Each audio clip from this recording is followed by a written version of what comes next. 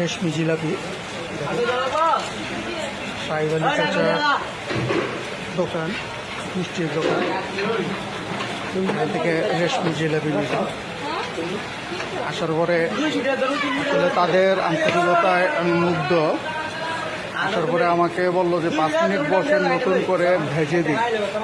নতুন করে আবার ভেজে দিল, আমাকে দাঁড় করায় রেখে চুলাতে জিলাপি ছাড়লো। 5 মিনিটের মধ্যে আবার ভেজে দিয়ে দিল। আপনারাও যদি কেউ তরতাজা এই রেশমি জিলাপি তরতাজা গরম ভাজা খেতে চান, আসতে পারেন আমাদের বাটাগান্ধী বাজার সাহেব আলী চাচার যে মিষ্টির দোকান। এখন তো কে যেন চালায় দোকানটা? নাসিরের দোকান। ঠিক আছে, ধন্যবাদ আমাদেরকে নতুন একবারে তরতাজা জিলাপি দেওয়ার জন্য।